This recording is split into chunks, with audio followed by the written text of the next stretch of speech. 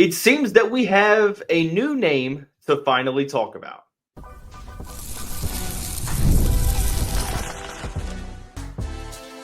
You are Locked On Louisville, your daily podcast on the Louisville Cardinals. Part of the Locked On Podcast Network, your team every day.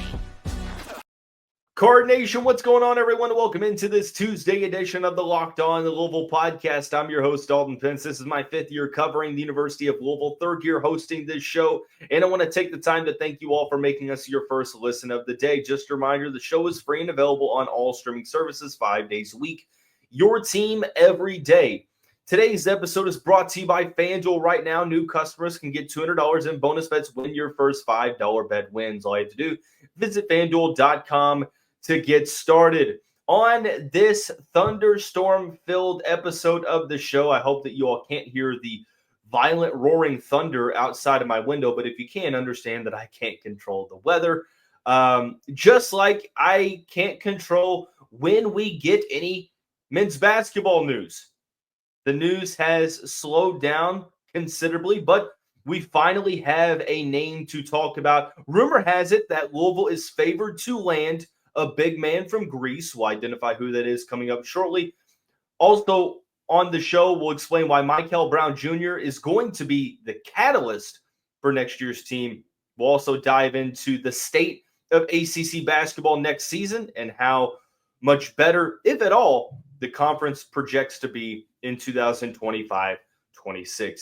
I think something that trickles down from my PA announcing is that if there is even the slightest bit of a doubt on how to pronounce a player's name, like I will double and triple check. I will do whatever I can to make sure that I get that name right. Sometimes you can't, but if I have the opportunity to get the name right, even if it takes a couple minutes to research, I'm going to. That's just the PA announcer side of me. But from what I gather, you pronounce this young man's name Vangelis Zougris, 6'8", big man from Greece.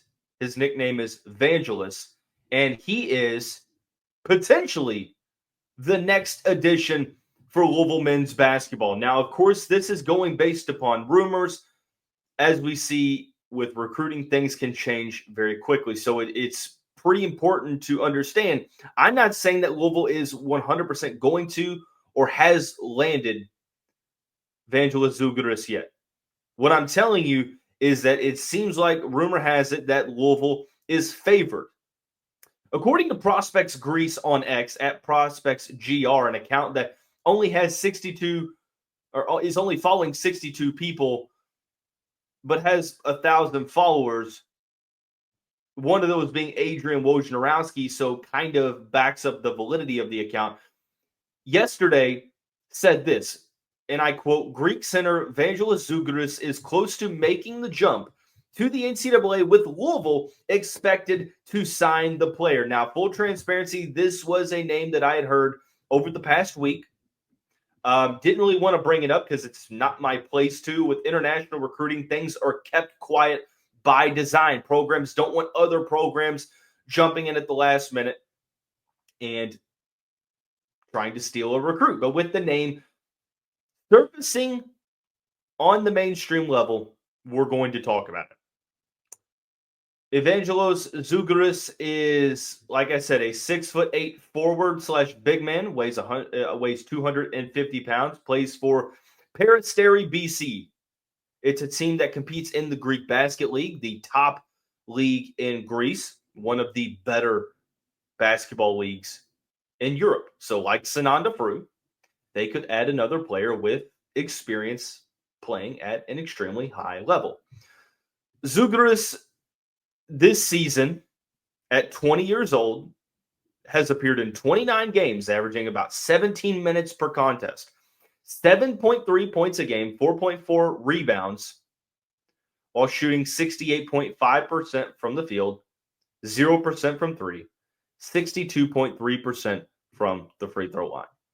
We're going to put the statistics off to the side for the moment because we have to talk about what Louisville is looking for. Well, I think that if you can add a star, you do it, but I just don't know that, number one, you have the minutes to do so. Number two, you can go out there and convince a star to join this crowded team. I know that NIL is at the forefront of discussions and priorities, but easier said than done. I think that Louisville needs to replace James Scott. The way that you do that is you go get a player that's going to give you around 10 to 15 minutes of really high-level basketball, can impact the game on both ends of the floor, and plays his role to perfection. And I think that going out and getting a player that already is one of those middle to end rotation players for a professional team. He also played for Greece in the Eurobasket qualifiers in 2024, averaged, I think, just under 16 minutes a game. So you know that he understands the role of being that high energy guy off the bench. I would almost rather have a guy that understands that role versus one that maybe it's a high school recruit that's always been the guy, and now they have to go to being a specific role player, or another player that you're asking to sacrifice their role a little bit to play a different role. I think it's a more seamless transition. So I think that if for Louisville, with 10 current scholarship players, you're looking for a backup 5 or backup 4. I mean, he's listed as a center, 6'8", 260 pounds. I'm sorry, 250 pounds. I think he could probably play the 4 or the 5, depending on who else is on the floor with him. I think if you're adding to the 11th and 12th spot on the roster, this is a really, really good addition. Like Sananda Farouk, Pat Kelsey would be going out and bringing in a player that is a little bit older. He would be 21 next October. So when the season starts, he's going to be 21 years old. Just having that pro background and experience is something that I would welcome with open arms. Zougris isn't a star-level guy. I do think he's a player that Pat Kelsey's front court is looking for. Just a couple weeks ago, he had 20 points, 5 rebounds, and 4 assists against I don't even know how to pronounce his name. Is it Panionios? I think is how you pronounce it, potentially. Panionios. Anyways, against Panathinaikos, he had 15 points, 7 rebounds. Gias Lavrio, 12 points, 8 rebounds. So he's having a better spring, and he's just playing his role. And Louisville's not looking for a true star in the front court because you've already got them. You're looking for a guy who's going to play his role. So what does that role look like? Well, what you don't get in versatility, you get in specializing in areas that Louisville needs. Zougris is not a perimeter threat. He has a 0% three-point percentage. He's not a guy that's going to stretch the floor. He plays a specific role. He's not a premier shot blocker, although he's shown the ability to alter shots. But what you would be bringing Zougris in to do is to give you toughness, to give you a motor that's not going to be outworked, and give you semblance of a post game and also post defense. Watching some highlight tapes and watching a full game, what I'll tell you is that I'll be very surprised if there's anyone on the floor that's going to outwork Vangelis Zougris. He's one of those guys to where once he gets in the game, it's high energy, 150%. He's a tough-minded player. When you're playing in the Greek league, you have to be. There's a photo circulating on social media where his face is bloodied up from getting into a scuffle with an opponent, and he finishes that game, and that's just sort of the mindset that you want, and sort of embodies what Pat Kelsey is all about for his culture, and that's that you're not going to outwork us. You're not going to out-tough us. You're not going to push us around. Like, we are going to be the enforcer. And to bring a player off the bench like Zougris would be huge. He's got that skill set of being able to finish around the rim. I like the semblance of a post game. I think that the footwork is there in terms of a foundation.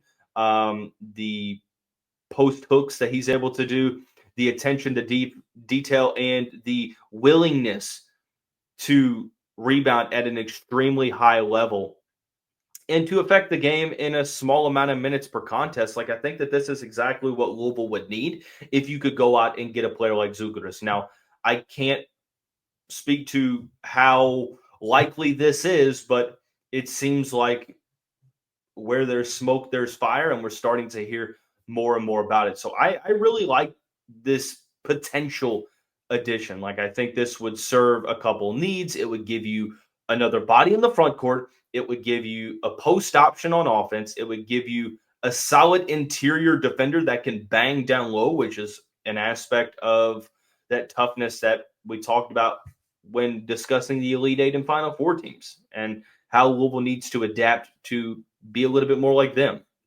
And not to mention, he comes from playing at the Greek League or in the Greek League. Now, playing against more length in America, could that hurt his game? Potentially, but I think that he just knows his role and he plays it really well.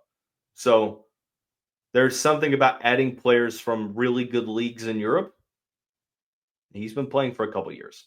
So Vangelis Zougris, the most recent name that we've talked about. I want to see if Louisville's able to fully land this guy.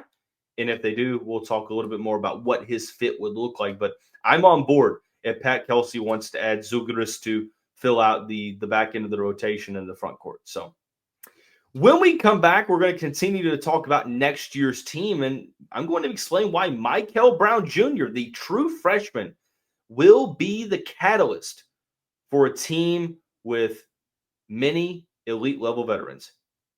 Coming up on this Tuesday edition of the show.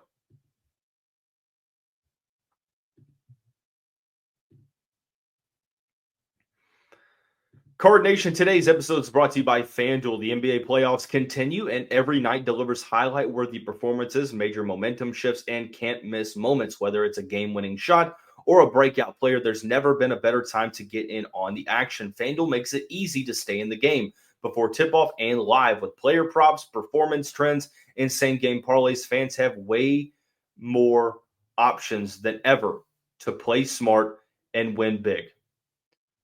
If you think winning is intriguing, well, how about adding a $200 bonus in bets added to that excitement if your first $5 bet hits? Because if you're new to FanDuel, it's the perfect time to sign up. Head to FanDuel.com and place your first $5 bet. If it wins, you'll get $200 in bonus bets. Make every moment more with FanDuel, an official sports betting partner of the NBA.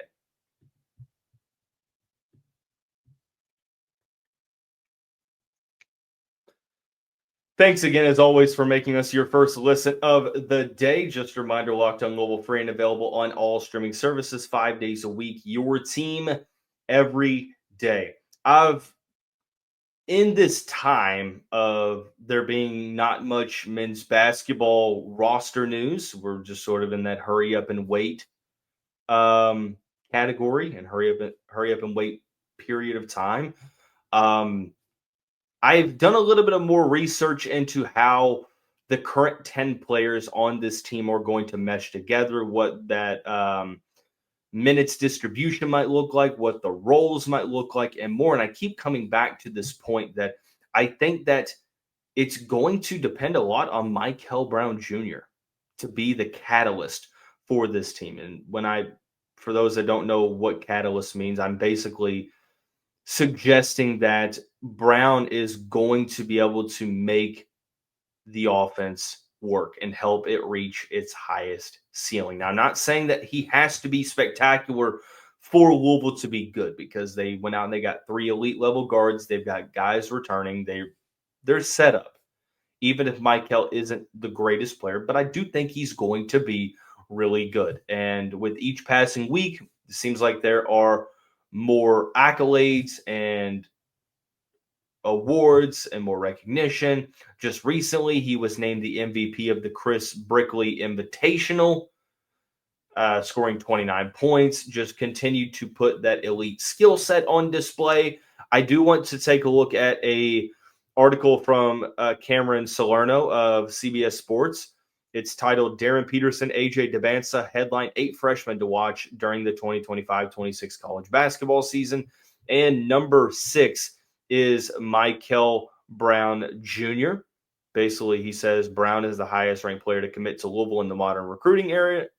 The 6'3" point guard is the second ranked player at his position in the 2025 class, and his addition is a monumental win for second year coach Pat Kelsey, and just more stuff that you would expect. But he is right there.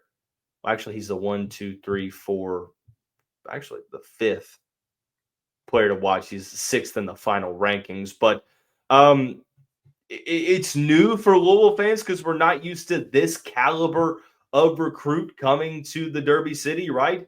Of course, we have to be realistic with our expectations, but I mean, I am as high on Mikel Brown Jr.'s potential as anyone out there. I think it starts with the court vision. And I feel like a broken record continuing to talk about this. But of all the things Mikel does great, he's a flashy scorer. He's a 3-level guy. He can light it up from the perimeter. He can utilize the mid-range. He's crafty enough to get downhill and finish around the rim. He's an underrated defender. I think it starts with the court vision. He is the best passer in this class. I don't really like to compare players to like really good NBA guys or NFL guys. I guess it really just doesn't matter sport. It sort of is sort of universal. But what I will say is that the way he operates in the half court and the way that he's able to control the pace, the way that he's able to not get sped up nor slowed down, and the way that he can pass with both hands gives me major Trae Young vibes. Not like the Trae Young with Atlanta. I go back to the Trae Young at Oklahoma. People thought, well, he's a smaller guard that's going to continue to get pushed off, and he's going to get beat up with the physicality. Yes, he might be flashy, but he's going to be an inefficient player, and that's just sort of what Trae Young was not. Like, it didn't matter. He was able to deal with the contact and the physicality and just make tough shot after tough shot. And the passing is what just completely took that Oklahoma offense to the new level. Well, Oklahoma didn't do a really good job of surrounding him with a ton of talent. Louisville, on the other hand, has. They surrounded him with a ton of shooting and versatility, and with his ability to find open players, be able to drive and penetrate in the lane and kick out to open shooters, and just be unselfish with his play, the elite court vision is going to be able to serve as the catalyst for this offense. It's going to open up so many opportunities because you can have a ton of shooters, but if you don't have a guy that can get them the ball in the right situations, it's going to be tough to hit that full potential. I think Mikel Brown Jr., even if the scoring isn't necessarily living up to the hype in his freshman season, he's going to arrive at Louisville immediately and be a great passer. But of course, he's got that scoring repertoire. He's got that 3-level scoring ability. And the offensive arsenal is extremely advanced. And I mean, there's not much he can't do in the half court. 3-level scoring, 3-point shooting sort of matches up with the MO of this team. He's going to be able to hit the perimeter shots, but his ability to get downhill and be crafty, and even if he decides to take the ball for himself and try to finish through contact, he's shown he can do that. More so a 6'4" now than a 6'3", so he has grown a little bit. He's going to add some more weight when he gets onto campus, and I think he has the frame to where he can add that weight and still keep his shiftiness with his ball handling and also that lateral speed. And the last part about it is I think that you could even make the case on the other end of the floor, because defense is an aspect of this team that you kind of worry about. I think that you have defense in the front court, but everyone's like, okay, you got Woolley, Conwell, and McNeely, but none of the three are known to be like elite level defenders. And then this preconceived notion that Mikel Brown Jr. is not a good defender as well. You saw at the McDonald's All-American camp and the Nike Hoop Summit that he's a much better on-ball defender against his peers than previously believed. Active hands, does a good job of picking and choosing when to gamble and make risks and go after the basketball. I think he's going to be a solid point of attack defender for this Cardinals team, and it sort of will be able to lead the charge of defense in the Cardinals backcourt. So I think he could be the catalyst not only on offense, but on the defensive side too. I think he's going to be one of the better guards in the ACC. Speaking of the ACC, are they going to be better? Is the conference going to be better? If so, how much? It's been a topic of conversation. Of course, Louisville can only control what they can control, but I think the ACC is going to get better. I'm not really sold on significantly better, and I'll explain why when we come back on this Tuesday edition of the show.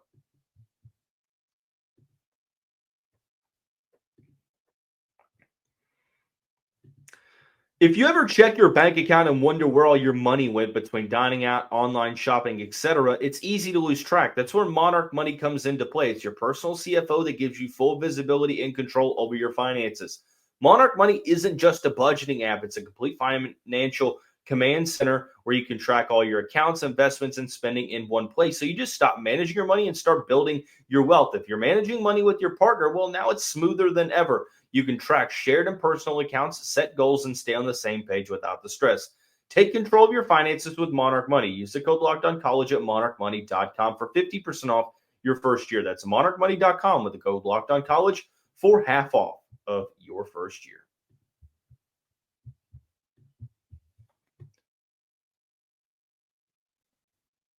Cardinal fans, on the show tomorrow, Keith Artov, host of From the Pink Seats podcast over at the state of Louisville, will join the show to talk about this new proposed college football playoff format that is starting to gain popularity and steam, whether or not it's CFP or bust for Louisville.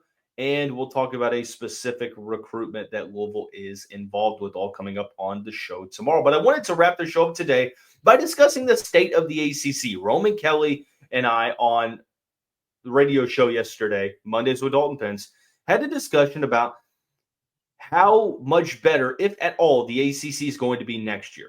Because it's a talking point. Of course, the conference has reduced the conference or the amount of ACC games from 20 to 18 in hopes to give teams more autonomy with their non-conference schedule and ultimately get more teams into the NCAA tournament. To the point I made, the most you need to be doing is internal growth and getting better as a conference. Because, yes, the non-conference schedule is going to be extremely important for Louisville. One of the reasons is because the perception of the ACC is not good, and the conference was not good last year. The question is, will they get better? And, of course, rosters aren't finalized yet, but we have a good idea. And I think the conference will get better. But how much? And that's where I get a little bit tripped up on. I think that the conference as a whole will get better, but I'm not convinced that the amount of top-level, top-tier teams is going to increase. I believe that you have two titans in the conference. You have Louisville and Duke. Whichever one you have ahead of the other, I don't give a damn at this moment. Both of those teams are the titans of your conference. Clemson, who just had the best win percentage, the highest amount of wins in a season last year, they lose everyone. They're more focused on football for NIL money. I don't expect Clemson to be even close to as good as they were last year. So who replaces Clemson? Is it North Carolina? Of course, they're probably the wild card. They've got a great recruiting class coming in. They've got some solid transfers and some guys returning. But outside of a complete Cinderella run to the championship game in 2022, what's Hubert Davis done? He has consistently done less with more. So what changes this year? I'll believe it when I see it. So in the chance or in the likelihood that North Carolina becomes Clemson and they're a top 25 team, okay, then who else rises up? And I look at SMU with Andy Enfield and returning the players they have and bringing in Jerome Pierre Jr. Maybe they have a case. I love Will Wade. I think that he is going to have NC State rise up. I'm just not sure what that looks like in year one, despite a good transfer portal haul so far. Like, I believe in those two coaches. After that, I'm like, well, I don't believe in Pittsburgh. I don't believe with Maxime Renaud and their whole team gone that Stanford's going to take a step forward. I think that Notre Dame might be a little bit better. Syracuse returns guys, and they also have Nathan George in from Georgia Tech. Boston College, I don't think is going to be good. I think that California is going to be close to the same. Like, the new coaches that also ran outside of Will Wade, like you have Ryan Odom at UVA, and I like his ability to coach coming from VCU. Jai Lucas at Miami has a great portal haul. Trey Donaldson, Malik Renaud. Miami's probably 1,000% going to be better. Luke Locks at Florida State, is he going to be better than Leonard Hamilton was this year? I mean, they are basically losing everyone. I think that the bottom half of the conference, like, I think the overall quality of teams is going to be better. I think this conference improves that way. Like, the bad teams from last year, most of them are going to get better. Like, you're going to see more mid-tier teams than you're going to see bad teams comparing next year to this past year. What I'm worried about is it's not those teams that change the perception of this conference. It's the top-tier teams. Right now, there is a ton of pressure on Louisville and Duke to be those two titans and be really good in the non-conference schedule.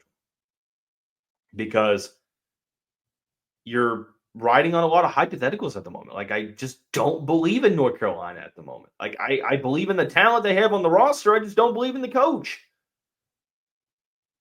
I think that SMU can be a good team, but Andy Enfield's never had a great team. Can he take that next step? I'm just not sure. Will Wade, this is his first year. He took the job at the end of March, so how much is he going to change things around or turn things around? Like, I think he's going to change things tremendously and improve significantly, but is it going to be one of the best teams in college basketball? Probably not. Wake Forest, really bad year with Steve Forbes last year. Hard to really talk about what to expect there. And then Clemson's going to inevitably go down. So, yeah, like, overall, I think the conference is better, but this significantly better possibility, I just don't think it's likely. Just being honest. Maybe in a couple of years. Maybe I'm wrong. Maybe next year the ACC has teams that come out of the woodwork and you're like, hold on, where'd you all come from? I would welcome it. Helps Louisville out. It's got to be realistic, and I'm not sure that I see it. Let me know what your all's comments are below. That's going to wrap up today's episode of the show. We'll see you right back here tomorrow. Go Cards.